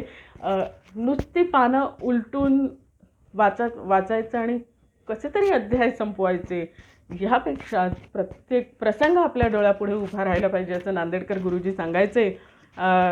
जेव्हा ब्रजभूषणाला आलिंगन देतात तेव्हा आपल्यामध्ये सद्भाव जागृत झाला पाहिजे. आपल्याला असं वाटलं पाहिजे आपली माऊली आपल्याला आलिंगन देते, घट्ट धरते, विचार करा तेव्हा काय झालं असेल व्रजभूषणाला आणि तसे भाव आपल्यामध्ये जागृत झाले पाहिजेत असं गुरुजी सांगायचे. पुंडलिकाच्या भक्तीचं फळ काय होतं तर खरं तर गुरुकृपेचं फळ हेच असतं की आपली भक्ती गुरुप्रती वाढीच लागणे. नारद भक्तिसूत्रामध्ये एक वर्णन आहे की भक्तीचं फळसुद्धा भक्तीच आहे, फलरूपत्वात असं भक्तीला म्हटलं जातं. म्हणजे दासगणू महाराजांनी एका ग्रंथामध्ये, गजानन विजय ग्रंथात नाही, एका ग्रंथात दासगणू महाराजांनी भक्तीला ऊसाची उपमा दिलेली आहे. का तर ऊसाचं फळसुद्धा ऊसच असतं, तसंच भक्तीचं फळसुद्धा अधिक दृढ भक्ती हेच असतं. कारण भक्तीच्याच पायऱ्यांवर पाऊल ठेवत ठेवत आपण माऊलीपर्यंत पोचू शकतो. आणि म्हणून दासगणू महाराज म्हणतात ऊस हा जरी म्हणजे ऊसाचं फळ ऊसच असलं तरी त्याच्यामध्ये गोडीमध्ये थोडीफार फारकत असू शकते की जो ऊस अगदीच नवीन असतो त्याची गोडी कमी असेल, तो ऊस जरा जास्ती तयार झाला की त्याची गोडी वाढत असेल. तसंच भक्तीचं आहे की जितकी भक्ती दृढ होत जाईल तितकी त्यातली गोडी, त्यातलं अमृत हे आपल्याला अधिक गोड लागेल, अधिक चाखायला मिळेल. आणि तेच पुंडलिक बाबांच्या बाबतीत झालं. जसजशी भक्ती दृढ होते तसतसं गुरु शिष्यातलं अंतर कमी कमी व्हायला लागतं आणि अंती आपल्या गुरुशी ऐक्य साधतं. असा ऐक्यभाव साधावा आपल्या गुरुशी, इतका ऐक्यभाव साधावा की कोणी व्यक्ती आपल्याकडे बघून त्या व्यक्तीला कळावं की ही व्यक्ती म्हणजे ही गजानन महाराजांची आहे, ही गजानन माऊलीची आहे. आपल्यातून आपले गुरु प्रतीत व्हावेत. जसे पितांबर महाराजांमधून आपली गजानन माऊली प्रतीत झाली, पुंडलिक बाबांकडून आपली माऊली प्रतीत झाली. आणि मग त्या पादुका पुंडलिकाला मिळाल्यावर त्या नित्य पादुका पूजेचं फळ पुंडलिकाला मिळालं. पुन्हा कोणीही त्याच्या श्रद्धेची कोणती सैल करण्याचा प्रयत्न केला नाही. इतकं प्रेम जडलं आपल्या सद्गुरूंवर आणि सद्गुरूंचं पुंडलिकावर की तो पुंडलिक बाबा जे म्हणतील ते घडू लागलं. असं का होतं की जे म्हणतील ते घडतं? कारण एका ठराविक मुक्कामी गेलं ना की आपल्या चित्तात ज्या वासना निर्माण होतात, मनात ज्या वासना निर्माण होतात त्या सद्वासनाच असतात. तिथे दुर्वासनेला कुठेच थाराच नसतो. आणि मग अशा सद्वासना पूर्ण करण्यासाठी अशा सद्वासना माऊली परिपूर्णतेला नेते. आणि म्हणून जे मनात विचार येतात, जी इच्छा होते, जी सदिच्छा होते ती माऊली पूर्णत्वाला नेते. पुंडलिक बाबा फार शिकलेले नव्हते आणि त्यांना लिहिता वाचता येत नव्हतं. जेव्हा ते माऊलीच्या इथे जायचे आणि काही भक्त ज्ञानेश्वरी वाचत असायचे तेव्हा त्यांना असं वाटायचं की अरे आपल्यालाही ज्ञानेश्वरी वाचता आली पाहिजे, पण आपण लिहिता वाचता आपल्याला येत नाही. मनात त्यांची अशी इच्छा आली आणि इकडे माऊलीनी ती इच्छा जाणली. त्यांनी काय केलं, आपल्या माऊलीनी कशी भक्तवत्सल माऊली आहे आपली की आपल्या डोक्यावरची एक टोपी पुंडलिक बाबांच्या डोक्यावर ठेवली आणि पुंडलिक बाबा ज्ञानेश्वरी, उपनिषद, वेदांत या सर्व शास्त्रांवर, ज्ञानेश्वरीवर ते अस्खलित प्रवचन करू लागले. अशी आपल्या माऊलीची कृपा, असं आपल्या माऊलीचं भक्तवात्सल्य. एकाच प्रसंगात खूप वेळ रमले. आपल्याला पुढे जायचं आहे. पुढे प्रसंग येतो तो भाऊ कवराचा. इथे पुन्हा आपली वात्सल्य मूर्ती माऊली, किती तिचं भक्तावर प्रेम असावं. तर भाऊ कवर आणि आपली माऊली ह्यांच्यातलं एक अवीट गोडीचं नातं होतं. पुत्रवत प्रेम होतं माऊलीचं कवरावर आणि कवराने आपल्या माऊलीवर आपली आई समजून प्रेम केलेलं आहे. हे त्यांच्या प्रत्येक अनुभवामध्ये दिसून येतं. असं म्हणतात की लेकराची आई गेली पण वडील असले तरीसुद्धा ते लेकराची आई आहे पण वडील गेले तरी ते लेकरू हे सनाथच असतं, कारण आई असते. पण जर लेकराची आई गेली आणि वडील असले तरीही ते लेकरू अनाथच होतं, कारण लेकुराचे अवघे हित माता एक जाणत असे. आपल्या लेकरावर प्रेम करणं हा तिचा स्थायी भाव असतो, तो तिचा धर्मच असतो. प्रेम हा तिचा स्वभावच असतो आणि ती अंतरीची ओढ असते आणि अंतरीचे धावे स्वभावे बाहेरी, असं ते माऊलीचं प्रेम असतं. या भाऊची माय तर भाऊ कवरांची माय त्यांच्या लहानपणीच गेलेली होती आणि म्हणून भाऊ कवर प्रेमाचे भुकेले होते. आपण सगळेच प्रेमाचे भुकेले असतो खरं तर. ते प्रेम, ते निर्व्याज, ते निस्वार्थी प्रेम आपण शोधत असतो बाह्य जगतात आणि ह्या जगात जी काही सुखं आहे, जी विषय सुखं आहेत, ती आपण कशासाठी उपभोगायचा प्रयत्न करतो, तर कुठेतरी आपल्याला त्या प्रेमाची, खऱ्या प्रेमाची ओढ असते, खऱ्या आनंदाची ओढ असते आणि आपल्याला असं वाटतं ती जी अपरिपूर्णता आहे ती कशाने भरून निघेल, तर या विषय सुखांमधनं भरून निघेल असं आपल्याला वाटतं आणि आपण ते विषय भोगत असतो. पण प्रत्यक्षात ह्या विषयभोगातून जे सुख मिळतं ते क्षणिक असतं आणि आपण सर्वांनी हा अनुभव घेतलेलाच आहे. भाऊ कवरांचं असं होतं की त्यांचे वडील महाराजांचे भक्त होते आणि म्हणून भाऊ कवर आणि त्यांचे भाऊ दोघेही आपल्या महाराजांना मानायला लागले. खरं तर असं आहे की भाऊ कवर सुरुवातीला जेव्हा महाराजांकडे दर्शनाला गेले तेव्हा महाराजांनी भाऊ कवरांकडे ढुंकूनही बघितलं नाही. म्हणजे असं ह्याच्यामध्ये चरित्रकोशात लिहिलेलं आहे की भाऊ कवर तिथे जायचे दर्शनाला आणि आजूबाजूला सगळी भक्तमंडळी असायची. महाराज तिथून उठून गर्दीतनं वाट काढून एखाद्या भक्ताकडे यायचे, त्याच्याशी बोलायचे, त्याला आशीर्वाद द्यायचे, पण भाऊ कवरांकडे दुर्लक्ष करायचे, त्यांच्याकडे बघायचंही नाही आणि ह्याचं भाऊ कवरांना खूप वाईट वाटायचं. त्यांनी 1 वारी केली, 2, 3, 4 वाऱ्या केल्या. 4ही वाऱ्यांमध्ये माऊलींनी त्यांच्याकडे ढुंकूनही बघितलं नाही आणि मग त्यांनी ठरवलं. भाऊ कवरांनी कसं असतं, माऊली आपली परीक्षा बघत असते. सुरुवातीला जेव्हा आपण गुरूंकडे जातो तेव्हा गुरु आपली परीक्षा बघत असतात. आपलं पूर्वसंचित त्यांना दिसत असतं, प्रारब्ध दिसत असतं. ते कुठेतरी तो आपल्या अहंकाराला छेद द्यायचा प्रयत्न करत असतात, कारण अहंकार गळून जाणं ही खूप खूप महत्त्वाची गोष्ट आहे. तो पूर्णपणे गळत नाही. तो जोपर्यंत देहभाव आहे तोपर्यंत अहंकार असतोच, पण गुरुचरणी मात्र तो अहंकार गळून पडतो. जेवढा वेळ आपण सत्संगात असू तेवढा वेळ तो अहंकार आपल्याला स्पर्श करत नाही. आपण देहभाव जो विसरून जातो म्हणतो, तर हेच की आपला अहंकार गळून पडतो. आणि अशी परीक्षा महाराज भाऊंची घेत होते. 4 वाऱ्या झाला, कारण तळमळ लागायला हवी, ओढ लागायला हवी गुरुची, आणि ह्यासाठी ती तळमळ लागावी भाऊला, ती गुरुची ओढ लागावी, ह्यासाठी कदाचित त्यांनी सुरुवातीला त्याच्याकडे दुर्लक्ष केलं असेल. भाऊ कवरांनी ठरवलं की 5व्या वारीला आता जायचं. तेव्हा जर महाराज माझ्याशी काही बोलले नाही किंवा त्यांनी माझ्याकडे बघितलं नाही तर परत कधीही शेगावला जाणार नाही, असं ठरवून ते 5व्या वारीला गेले. 5व्या वारीला काय झालं की तेव्हाही असंख्य भक्त समोर बसलेले होते आणि भाऊ कवर तिथे बसून महाराजांकडे बघत होते, पण महाराजांनी बराच वेळ त्यांच्याकडे लक्षही दिलं नाही.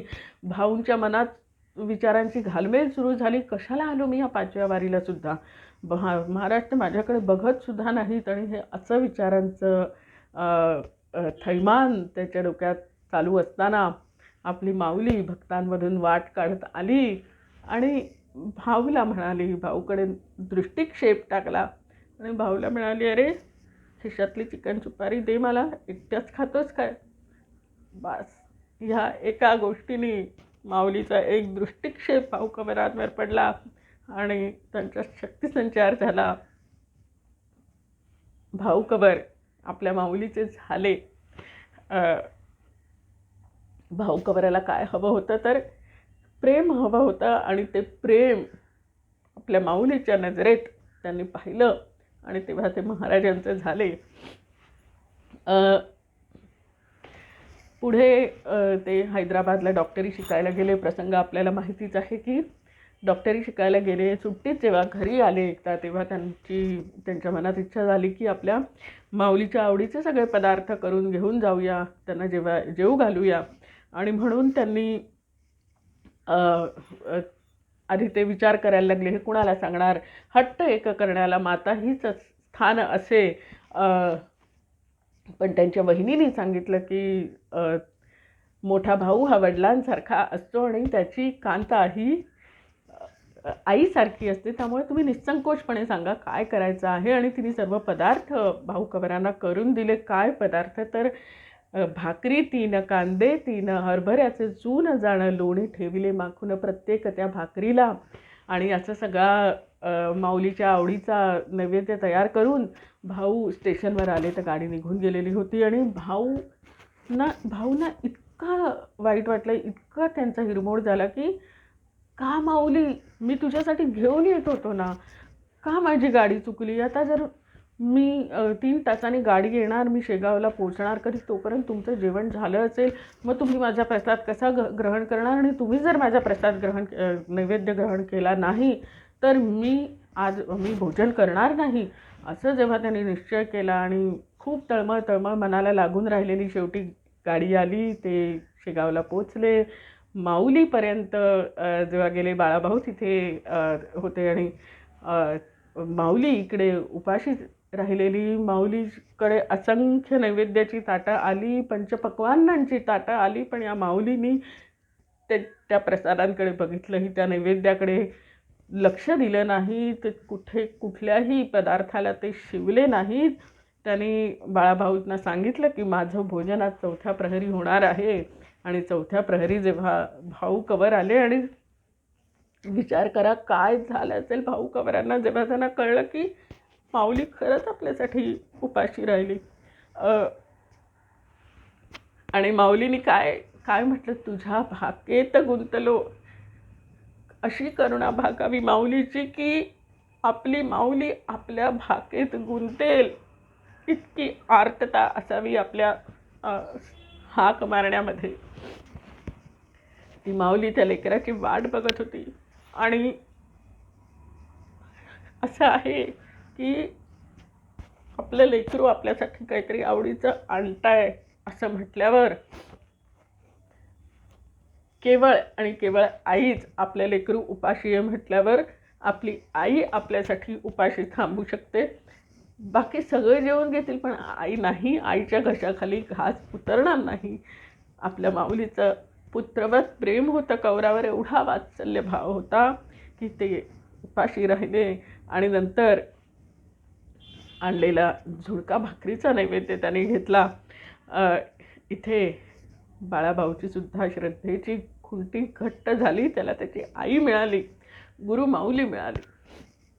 लेकुराचे हित वाहे माऊलीचे चित्त, ऐसी कळवळ्याची जाती, लाभे विण प्रीती, पोटी भार वाहे त्याचे सर्वस्व हीच आहे, तुका म्हणे माझे तैसे तुम्हा संता ओझे. अशा प्रकारे भाऊ कवराने आपला संपूर्ण भार माऊलीवर वाहिला.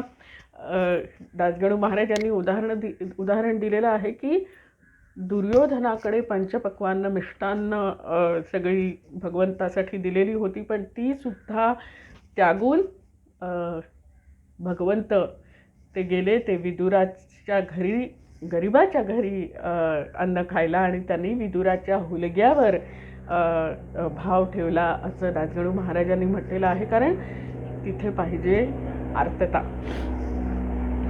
जेव्हा आपण नैवेद्य दाखवतो तेव्हा म्हणजे माऊलीने आपलं अन्न सेवन करावं अशी आपली इच्छा असेल तर त्यासाठी कवरासारखा भाव मनी प्रकट होणं गरजेचं आहे. इथे पाहिजे आर्तता, निरागसता आणि मनाची निर्मलता. संत नामदेवांची गोष्ट सगळ्यांनाच माहिती आहे. अशीच एक छोटीशी गोष्ट मी सांगते, कारण ही हल्लीच घडलेली गोष्ट आहे की राजस्थानमध्ये एक व्यक्ती राहत होती, गरीब व्यक्ती राहत होती, आणि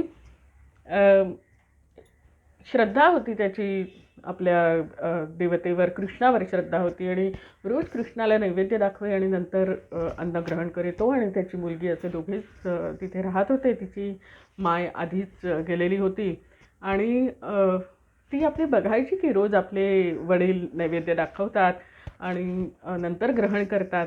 तर एकदा काय होतं की त्यांना कुठेतरी कामासाठी जावं लागतं 2-3 दिवसासाठी. तर ते आपल्या मुलीला सांगतात की जे तू काही करशील ना बस तू नैवेद्य दाखव आणि मग ते तू खा. आता ही एक निरागस मुलगी असते, निर्मळ मनाची असते, शुद्ध भाव असतो. तिला असं वाटतं की जेव्हा आपण नैवेद्य दाखवतो तेव्हा ती देवता कृष्ण भगवान स्वतः ते खायला येतात. त्या दिवशी तिने त्या छोटी मुलगी असते तिने खिचडी केली आणि ती खिचडी भगवंताजवळ आणून तिने नैवेद्य दाखवला आणि सांगायला लागली, ये ना मी तुझ्यासाठी नैवेद्य दाखवला, घे ना, खा ना. अरे तू नाही खाल्लंस तर मी कशी खाणार रे, मला भूक लागली आहे ना, तू लवकर खा, तू ये आणि मगच मी खाईन रे. असं करून ती खूप वेळ त्याला आर्ततेने बोलवायला लागली. पण भगवंत काही आला नाही आणि ती तशीच उपाशी झोपली. दुसऱ्या दिवशी ती म्हणाली, अरे कृष्णा तुला खिचडी आवडत नाही का, बरं ठीक आहे आज मला दुसरं काही जमत आहे का ते बघते. आणि तिने काहीतरी गोड केलं, पराठे बनवले आणि खिचडी पुन्हा बनवली आणि पुन्हा एकदा तो नैवेद्य दाखवला आणि पुन्हा एकदा त्याला सांगायला लागली, अरे कृष्णा घे ना मी तुला नैवेद्य दाखवते, तू येत का नाही येत खायला. अरे मला खरंच खूप भूक लागली रे, मी 2 दिवस काल मी काही खाल्लं नाही आहे पूर्ण दिवस, आज मला भूक लागली, आज तरी खा. आणि खरोखर भगवंत आला आणि तिच्या हातचा तो नैवेद्य त्याने ग्रहण केला. आणि तिने थोडंसंच केलेलं होतं कारण ती एकटीच घरात होती आणि भगवंताला दाखवायचं होतं आणि भगवंतानी तो पूर्ण नैवेद्य ग्रहण केला. पुन्हा तिसऱ्या दिवशी तेच झालं. तिने काहीतरी वेगळे पदार्थ केले आणि त्यांच्यासमोर नैवेद्य ठेवला आणि हाक मारली कृष्णाला. कृष्ण आला, त्याने तोही नैवेद्य ग्रहण केला. 3 दिवस ही मुलगी थोडंसंच खाऊन जे काही उरेल भगवंत ठेवायचा तिच्यासाठी थोडंसं खाऊन ती झोपायची. चौथ्या दिवशी जेव्हा तिचे वडील आले आणि ते म्हणाले की अगं तू रोज नैवेद्य दाखवत होतीस का. तेव्हा ती त्यांना म्हणते की अहो तुम्हाला मी रोज नैवेद्य दाखवत होते, बघा ना मी किती बारीक झाले. तो भगवंत यायचा आणि सगळा नैवेद्य खाऊन टाकायचा, माझ्यासाठी एवढासाच ठेवायचा. आणि त्यांना कळलं नाही. ते म्हणाले काय बोलते ती. तर ते म्हणाले म्हणजे काय. तर म्हणाले तो कृष्ण ज्याला तुम्ही नैवेद्य दाखवता पहिल्या दिवशी तो आलाच नाही म्हणून मी जेवले नाही. दुसऱ्या दिवशी आला आणि सगळंच खाऊन गेला, एवढंच ठेवलं. आणि तिसऱ्या दिवशी पण तो आला आणि एवढंच ठेवलं. वडिलांना काही कळेना. वडील म्हणाले चला आज दाखव बघू नैवेद्य. तर त्या दिवशी वडिलांसमोर तिने जेव्हा तो नैवेद्य दाखवला तेव्हा मात्र भगवंत आला नाही आणि ती रडायला लागली की अरे तू 2 दिवस येत होतास, आज काय झालं तुला. तर भगवंताने तिच्या कानात जाऊन सांगितलं की मी नाही येऊ शकत आत्ता, कारण जितकं तुझं चित्त निर्मळ आहे तितकं तुझ्या वडिलांचं नाही गं, त्यामुळे त्यांना मी नाही दिसू शकत आणि मी तुझा प्रसाद आत्ता त्यांच्यासमोर ग्रहण नाही करू शकत. आणि मग त्यांनी तो नैवेद्य दाखवला, दोघे बाहेर गेले. मग भगवंत आले आणि त्यातला प्रसाद ग्रहण करून गेले. तेव्हा त्या वडिलांना कळलं की नाही खरंच भगवंत येतो आणि प्रसाद ग्रहण करतो. आपलीच श्रद्धा कुठेतरी कमी पडते, पण त्या मुलीची निरागसता, तिची निर्मलता मनाची, ती त्या भगवंतालाही तिने खेचून आणलं. तुझ्या भाकेत गुंतलो असं इथे झालं. सद्भाव जेथे उदेला तेथे ऐसेच होणार असं दासगणू महाराज म्हणालेले आहेत. अहो रोज नैवेद्याचं महाराजांना ताट दाखवणारे सुद्धा भक्त आहेत. महाराजांना नैवेद्य दाखवल्याशिवाय अन्न ग्रहण करत नाहीत. फार चांगली गोष्ट आहे. पण काय होतं, ती आर्तता, ती मनाची निर्मळता आणि तो शुद्ध भाव आपल्या मनी उत्पन्न व्हावा यासाठी त्यांचीच प्रार्थना करावी. विशाल गुरुजी म्हणतात की महाराजांना नैवेद्य दाखवायचा नसतो माय, त्यांना जेव घालायचं असतं. जो पदार्थ आपण नैवेद्य म्हणून त्यांच्यापुढे ठेवतो त्यातला प्रत्येक घास त्यांना भरवावा आणि त्यांना म्हणावं खा माऊली, भाकरी खा, झुणका खा, भात, वरण भात जे काही आपण करतो त्याचा एक एक घास माऊलीला आपल्या हाताने भरवावा आणि मग आपण ग्रहण करावा. भाऊ कवरांच्या बाबतीत पुढे असा पोथीत कुठेही उल्लेख नाही की महाराजांनी त्यांना काही गुरुमंत्र दिला किंवा त्यांच्याकडूनही कोणी असं काही ऐकलं नाही की त्यांना महाराजांनी गुरुमंत्र दिला किंवा काही साधना सांगितली किंवा असं. पण त्या दोघांमधलं इतकं अवीट गोडीचं नातं होतं की तिथे औपचारिकता नव्हती. कसं आहे, जिथे प्रेमाच्या धाग्यांनी घट्ट बांधलेले आपण बांधले जातो ना, तिथे कुठल्याही औपचारिकतेची गरज नसते. आणि माऊलीचं भाऊंवर असलेलं प्रेम आणि भाऊंचं माऊलीवर असलेलं प्रेम हे इतकं अवीट गोडीचं होतं की तिथे कुठेही औपचारिकता नव्हती. पुढे अनेक प्रसंग आहेत. भाऊ कवरांचाच एक प्रसंग 18व्या अध्यायात सुद्धा आहे. ते त्यांना फोड झाला होता आणि ते शय्येवर तळमळत होते आणि तेव्हा माऊली आली, त्यांना तीर्थ अंगारा देऊन गेली आणि नंतर जेव्हा भाऊ कवर माऊलीला भेटायला गेले तेव्हा ते म्हणाले, माझ्या गाडी बैलाचं नुसतानं चारा दिलाचं तू. असे त्या दोघांचे प्रेमसंवाद असायचे. महाराजांना एकदा गळू झालेलं होतं आणि ते बरं करण्यासाठी म्हणजे ते बरं होत नव्हतं, तेव्हा काही भक्तांनी भाऊ कवरांना बोलावलं आणि भाऊ कवर त्याने ते बघितलं आणि म्हणाले की ह्याच्यावर शस्त्रक्रिया करायची गरज आहे, काहीतरी ऑपरेशन करायला लागेल. सगळी तयारी वगैरे केली आणि आपली माऊली, तिलाही हे कळत होतं की आपल्या या पुत्रवत भक्ताला आपलं ऑपरेशन करणं किती कठीण जाईल, किती जड जाईल, त्याला ते आपलं दुःख बघवत नाही. त्याला आपलं दुःख, भक्तांना आपलं दुःख बघवत नाही. म्हणून माऊली गेली, कुठच्या तरी एका झाडीत शिरली, तिथे आपलं अंग घासलं. बापरे, विचार करूनही खूप त्रास होतो की काय झालं असेल तेव्हा माऊलीला. पण ते तिथे जाऊन परत आले आणि तेव्हा त्यांचं गळू गेलेलं होतं पूर्णपणे, तिथून ते नाहीसं झालेलं होतं. आणि मग तिथे येऊन भाऊंना म्हणाले, कसलं ऑपरेशन करशील आता, बघ कुठे आहे गळू ते. आणि खरोखर तिथे ते गळू नव्हतं. महाराज समाधी घेण्याआधी भाऊ त्यांच्या सेवेत होते, त्यांना रोज औषधं देत होते, त्यांना चहातनं औषधं द्यायचे भाऊ कवर. खूप दिवस तिथे सेवेसाठी ते थांबले आणि समाधी घेण्याच्या 2 दिवस आधी महाराजांनी असं दाखवलं की मी आता एकदम बरा झालो आहे, आता तू जा परत. भाऊ कवर तिथून निघाले आणि त्याच्यानंतर महाराजांनी समाधी घेतली. भाऊ कवरांना किती दुःख झालं असेल की आपण तिथे होतो तोपर्यंत माऊली व्यवस्थित झाली असत. माझ्यासमोर त्यांनी नाटक केलं आणि नंतर समाधी घेतली. खरोखर भाऊ कवरांना ह्याचं खूप दुःख झालं असेल. पण भाऊ कवर हे कर्मकांडी नव्हते. त्यांनी आपल्या भक्तीचं अवडंबर कधीही माजवलं नाही. त्यांची एकच साधना होती, सेवा होती, जी सर्वश्रुत आहे, सगळ्यांना माहिती आहे अशी. बाकी त्यांनी सतत स्मरणभक्ती केलेली आहे माऊलीची, माऊलीवर नितांत प्रेम केलेलं आहे. सख्य भक्ती, स्मरणभक्ती, या सगळ्या भक्ती प्रकारच्या भक्ती त्यांच्या माऊलीच्या चरणी होत्या. आणि ते रोज माऊलीच्या फोटोला एक गावठी गुलाब व्हायचे. आणि असं झालं की जेव्हा त्यांच्या अंतकाळी, भाऊ कवरांच्या अंतकाळी, त्यांना जेव्हा गावठी गुलाब वाहणं शक्य झालं नाही शेवटचे 1-2 दिवस, तेव्हा माऊलीने काय करावं तर आपल्या वात्सल्यमूर्ती माऊलीने 2 दिवस त्यांच्या घरात गावठी गुलाबाचा सुगंध अखंड त्यांच्या घरात येत होता, पसरवला. आणि त्या सुगंधातच भाऊ कवरांनीही देह ठेवला. असं त्यांचं आणि आपल्या माऊलीचं प्रेम होतं.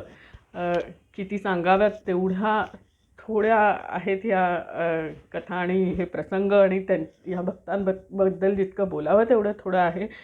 पुढे प्रसंग आहे तो तुकाराम शेगोकार.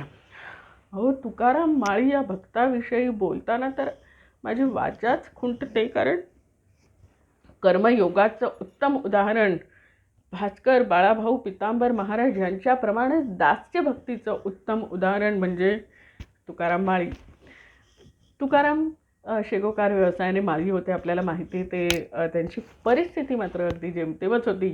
आणि त्यांनी आपली कर्म, त्या पूर्ण प्रसंगावरून एक गोष्ट लक्षात येते की त्यांनी आपली कर्म अत्यंत चोखपणे केली. त्यांचा कर्मयोग अत्यंत श्रेष्ठ प्रकारचा होता आणि म्हणून त्यांचं चित्त शुद्ध होत गेलं. काय झालं ते वर्णन सगळं आहे की ते रोज शेतात काम करायचे आणि संध्याकाळी महाराजांकडे यायचे, त्यांना चिलीम भरून द्यायचे, त्यांच्या सहवासात काही वेळ घालवायचे आणि पुन्हा शेतात जायचे. तर हा त्यांचा नित्यनेम होता. आणि घाला विचित्र दैवाचा तो न कोणा सोडित असे, त्याप्रमाणे एकदा भल्या पहाटे शेतात ते शेकत असताना मागे एक ससा होता. एक शिकारी आला, त्यांनी त्याला बंदुकीतनं छरे मारले सशाला.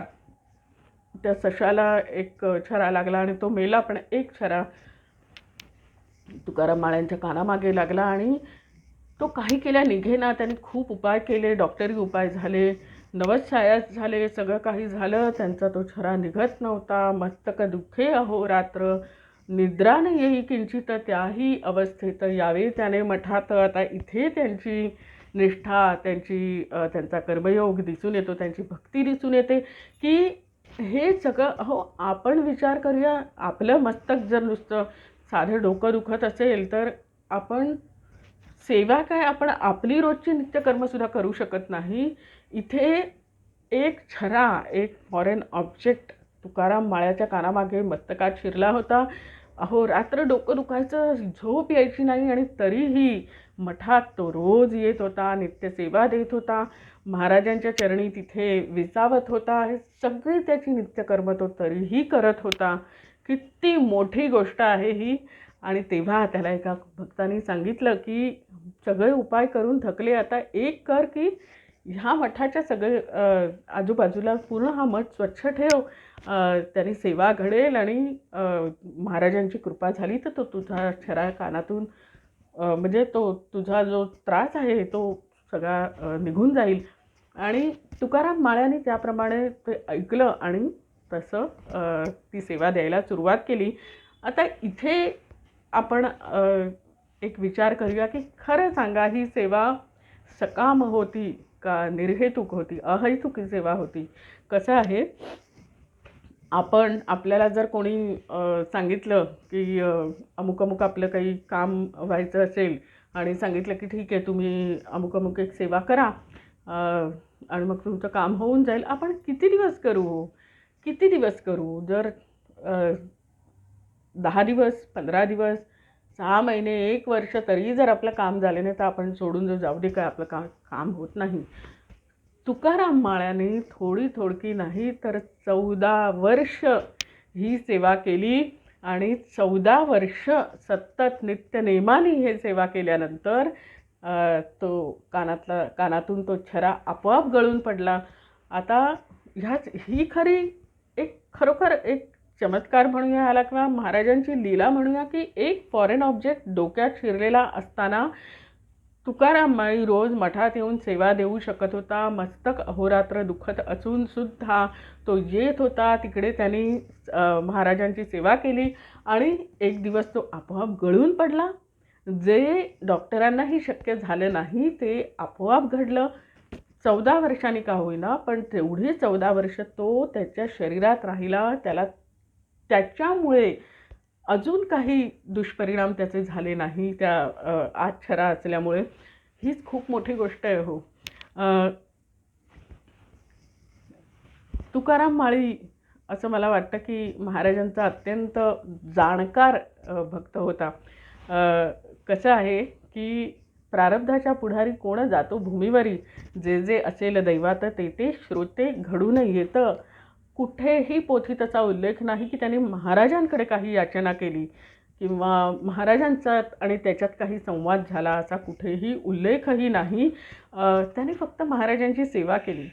कसं असतं की भगवंताला लीनता आवडते. आणि एक अशी गोष्ट आहे की एक अलीकडचीच गोष्ट आहे की एक माणूस ऑफिसला काहीतरी म्हणजे संध्याकाळच्या वेळी काहीतरी व्यावसायिक माणूस होता आणि संध्याकाळच्या वेळी काहीतरी मीटिंग अटेंड करायला जात होता आणि कारनी जात होता. मध्ये त्याची कार बंद पडली आणि कार बंद पडल्यावर त्याला एका ठिकाणी त्या वेळेत पोचायचं होतं. काय करावं कळेना. त्याने कार बाजूला पार्क केली आणि एक बस येत होती. त्या बसमध्ये तो चढला. तिथेच जाणारी बस होती आणि संध्याकाळची ऑफिसची गर्दी घरी जाणारी, त्यामुळे बसमध्ये थोडीशी गर्दी होती. तरीसुद्धा एक व्यक्ती उठली आणि हे तिथे बसायला जाणार, तर तिथे बाजूला दुसरी एक व्यक्ती उभी होती. तर ह्यांना वाटलं कारवाल्यांना की आता हा तिथे जाऊन बसेल, म्हणून ते वाट बघत होते. पण त्यांनी सांगितलं बसा तुम्ही. मग ते बसले, ते कारवाले त्या सीटवर बसले. त्याच्यानंतर पुढचा स्टॉप आला. पुढच्या स्टॉपवर अजून एक बाई चढली. पुन्हा असंच ती जी व्यक्ती तिथे उभी होती त्याच्या जवळची एक सीट रिकामी झाली. तरी त्यांनी त्या बाईला सांगितलं तुम्ही बसा आणि तो उभा राहिला. प्रत्येक स्टॉपवर असंच घडायला लागलं. ज्याची कार होती त्या माणसाला आश्चर्य वाटलं की अरे ह्याला इतक्या वेळेला बसायची जागा मिळत होती, ह्याने दुसऱ्याला सीट दिली. तो सुद्धा असा म्हणजे मजूर दिसतोय आणि थकलेला दिसतोय, तर हा का नाही बसला. त्याची उत्सुकता अगदी पराकोटीला गेली आणि तो ज्या स्टॉपवर उतरला कारवाला, त्याच स्टॉपवर हाही उतरला आणि तेव्हा त्यांनी ह्याला गाठलं. मीटिंगला जायला उशीर होत होता तरी त्याची उत्सुकता होती, म्हणून त्यांनी त्याला विचारलं काय रे, मी बघतोय तुला मगाचपासनं तिथे बसमध्ये प्रत्येक स्टॉपवर एक सीट रिकामी होती, तू दुसऱ्याला देतोस, तुला नाही का बसावंसं वाटत, एवढा दमलेला दिसतोस, तर तू का नाही बसलास. तेव्हा त्यांनी जे उत्तर दिलं ते इतकं छान उत्तर आहे की तो म्हणाला मी एक अत्यंत सामान्य मजूर आहे हो, माझ्याकडे दुसऱ्यांना द्यायला काहीही नाही आणि मला दुसऱ्यांना द्यायला खूप आवडतं. मग मी काय देऊ शकतो. तर संध्याकाळी हे जे सगळे ऑफिसमधनं येणारी लोकं असतात, सगळे दमलेले असतात, मी जर त्यांना बसायला दिली, मला जर सीट मिळाली, मी त्यांना बसायला दिली, तर त्यांना खूप आनंद होतो. ते आरामात बसतात आणि मला धन्यवाद देतात आणि त्यांचे हे धन्यवाद मिळालेले त्यांनी मला मिळतात. त्यांनी मला रात्री समाधानाने झोप लागते. विचार करा काय म्हणजे काय हा सेवाभाव, काय ही मनाची वृत्ती आहे की माझ्याकडे द्यायला काही नाही, पण जे देऊ शकतो ते ती व्यक्ती द्यायचा प्रयत्न करत होती, त्यातून समाधान मिळवत होती. खूप मोठी शिकण्यासारखी गोष्ट आहे. तुकाराम बाळांनीही तसंच केलं की जी सेवा देऊ शकत होता ती अगदी नित्यनेमानी आणि पूर्ण तदाकार होऊन ती त्यांनी सेवा दिली. एक गोष्ट सतत अशी काही जणांना वाटते की जर महाराज तेव्हा होते, महाराजांच्या सहवासात तो होता, असं असताना 14 वर्ष तुकाराम माळ्याला तो छरा पडण्याची का वाट बघावी लागली, महाराजांनी आधीच का नाही त्याला त्यातून सुटका दिली. तर कसं आहे की जे आपलं प्रारब्ध असतं ना ते आपल्याला भोगूनच संपवायला लागतं. महाराज जे आहेत ते असं नाही आहे की संत सहवासात प्रारब्ध बदलत नाही किंवा ते बदलू शकत नाहीत. संत ते बदलवू शकतात, पण पुन्हा ते 11व्या अध्यायात त्याचं पूर्ण स्पष्टीकरण आलेलं आहे, म्हणून मी आत्ता पुन्हा त्याची पुनरावृत्ती करत नाही आहे. पण इथे कसं आहे की प्रारब्ध भोग आपल्याला भोगायलाच लागतात. उदाहरण द्यायचं झालं तर शबरीचं उदाहरण आहे. अहो शबरीला तिच्या गुरूंनी असं सांगितलेलं होतं की तिला खूप वाईट वाटत होतं की आपले गुरु गेल्यावर आपण काय करणार. ती सांगत होती गुरूंना मलाही घेऊन जा तुमच्याबरोबर, तुम्ही गेल्यावर मी काय करणार. तेव्हा गुरूंनी तिला सांगितलं की साक्षात नारायण तुला प्रभू रामचंद्रांच्या रूपात दर्शन द्यायला येतील आणि त्याच्यानंतर तुला मोक्ष मिळेल. ह्या गुरुच्या वाक्यावर पूर्ण भरवसा ठेवून शबरी रोज तिथल्या मठाच्या आसपास त्यांच्या आश्रमाची झाडपूस करायची. रोज आज रामचंद्र येतील असं तिला वाटायचं आणि रोज ते स्वच्छ करायची आश्रम आणि प्रभू रामचंद्रांसाठी सुंदरशी बोरं घेऊन यायची. अशी ही तिने शबरीने कायम स्मरण भक्ती रामचंद्रांची केली आणि थोडकी नाही तर 80 वर्ष तिने प्रभू रामचंद्रांची वाट बघितली आणि 80 वर्षानंतर प्रभू रामचंद्रांनी दर्शन दिलं. तोपर्यंत तिची निष्ठा, तिचा गुरुवाक्यावर तो विश्वास होता. आणि 80 वर्षानंतर प्रभू रामचंद्र आले, तिला दर्शन दिलं आणि त्यानंतर तिने आपले प्राण सोडले. अहो, सुदाम्याला सुद्धा त्याचं प्रारब्ध भोगावं लागलं नाही का? सुदामा भगवंताचा मित्र, तरीसुद्धा अनेक वर्ष सुदाम्याने दारिद्र्यात काढली. असं म्हणतात की त्याच्या ललाटी विधाताने श्रीक्षय असं लिहिलेलं होतं. आणि सुदाम्याची पत्नी नेहमी सांगायची, हो आपल्यासाठी नाही पण आपल्या मुलांसाठी तरी काहीतरी तुम्ही जा तुमच्या मित्राकडे आणि मागू नका, पण तो स्वतःहून देईल तेवढं तरी आणा. खूप मागे लागली. अनेक वर्ष त्यांनी ऐकून न ऐकल्यासारखं केलं. तो काही गेला नाही. पण अखेर एक दिवस त्याने ठरवलं, ठीक आहे ती एवढं सांगते तर आपण जाऊ. आणि तो भगवंताकडे गेला. भगवंताने स्वतः सुदाम्याचे चरण धुतले, त्याच्या पायातले काटे काढले. सुदाम्याला किती त्यांनी आदराने वागवलं आणि इतकं इतकं प्रेम दिलं त्या सुदाम्याला.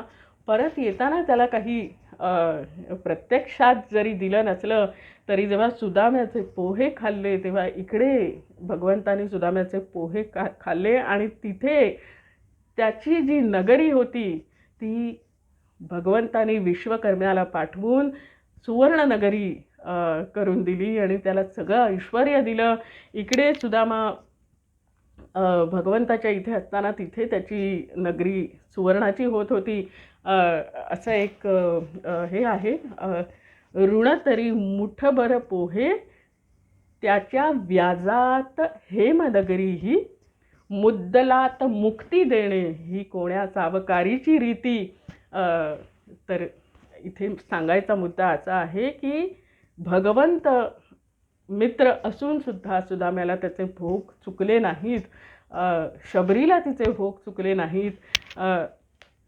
कसं आहे की 14 वर्ष वाट पाहायला लावली, कारण कदाचित प्रारब्ध याहूनही भयंकर होतं तुकाराम माळ्याचं. पण प्रारब्धाच्या रेषा पुचट होत गेल्या आणि तुकाराम त्रासातून मोकळा झाला.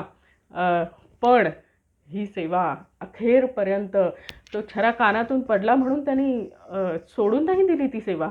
ती सेवा अखेरपर्यंत त्यांनी केली. आणि पुढे जाऊन मी असं म्हणते, आज आपल्या शेगाव संस्थांचं जे नाव आहे, जी ख्याती आहे, जे कौतुक संस्थांचं होतं की एवढी स्वच्छता मंदिरात असते, कुठेही काही एक चिंधी ना, एक दाणा ना, काहीही पडलेलं दिसणार नाही, इतकं स्वच्छता जी तिथे ठेवली जाते. त्याचा जो पायंडा आहे तो या तुकाराम माळ्यांनी रोवलेला होता. तुकाराम माळ्याचा आदर्श ठेवून आज संस्थान असं सुंदर स्वच्छ असतं. तर अशी ही तुकाराम माळ्याची सेवा झाली. सत्संगाचा परिणाम हा प्रारब्ध भोग मिटवणं हा नसून पुढचं क्रियमाण म्हणजे आगामी कर्म सुधारणं हा आहे असं मला वाटतं. कारण तुकारामांचा एक अभंग आहे की संत चरण रजे, हा अभंगाचा उल्लेख दासगणू महाराजांनी पण केलेला आहे की संत चरण रज लागता सहज वासनेचे बीज जळून जाय, मग रामनामी उपजे आवडी सुख घडोघडी वाढो लागे. आपली गल्लत इथेच होते की अहो मी महाराजांचं एवढं करते मग मला असे भोग का, असा प्रश्न काही भक्तांना पडतो. तर महाराजांचं केलं म्हणून ते डोंगरा एवढे जे भोग होते ते आपल्याला आत्ता फक्त मोहरी एवढे भोगावे लागले असं आपण समजावं. आणि महाराजांची कृपा भाकावी. त्यांचं खरोखर त्यांच्या कृपेमुळेच हे आपले प्रारब्ध भोग सुसह्य होतात आणि पुढचं क्रियमाण सुधारतं. कारण सत्संगाचा परिणाम हाच असतो की आपल्या वासना या सद्वासना होतात, आपल्याकडून ते सत्कर्म घडवून घेतात आणि हा संतसंगाचा परिणाम आहे.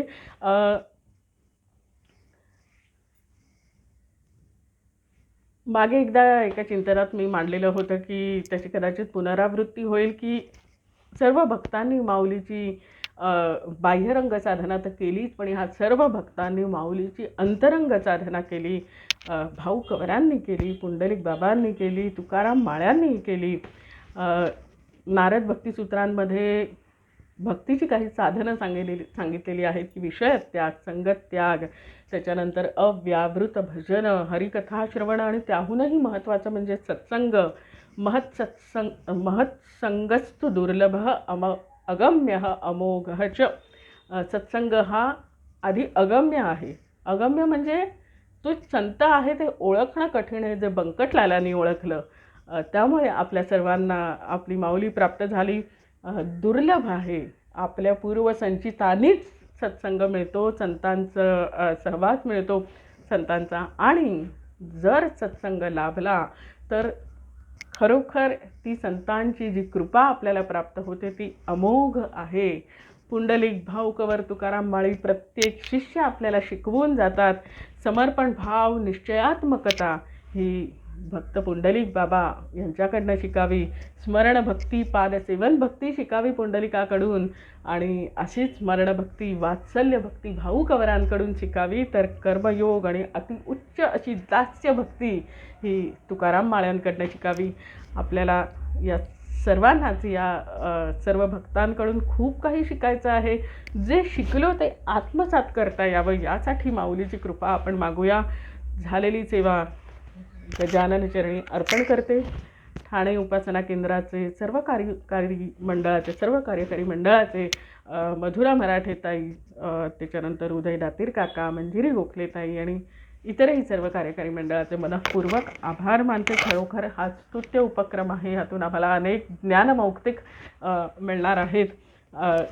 खरं तर प्रकट दिनानिमित्त हा उपक्रम योजलेला आहे. बंकटलाल भक्ताला जेव्हा माऊली प्रथम भेटली तो आपण आज प्रकट दिन म्हणून साजरा करतो. आपल्या हृदयात माऊली कधी प्रकट झाली तोही आपल्यासाठी प्रकट दिनच आहे. आणि खरं तर रोज निदान एकदा तरी माऊली आपल्या हृदयात प्रकट व्हावी आणि अष्टभाव जागृत व्हावेत त्यांच्याबद्दल. आणि तो जो सोहळा असतो प्रकटात, माऊली आपल्या हृदयात प्रकट होण्याचा, आपल्यात अष्टसात्विक भाव जागृत होण्याचा असा जो प्रकट दिनाचा सोहळा आहे तो प्रत्येक भक्ताच्या आयुष्यात रोज येवो, नित्यदिनी येवो ही माऊली चरणी प्रार्थना करते. जय गजानन. झालेली सेवा गजानन चरणी अर्पण. समर्थ सद्गुरू श्री गजानन महाराज की जय.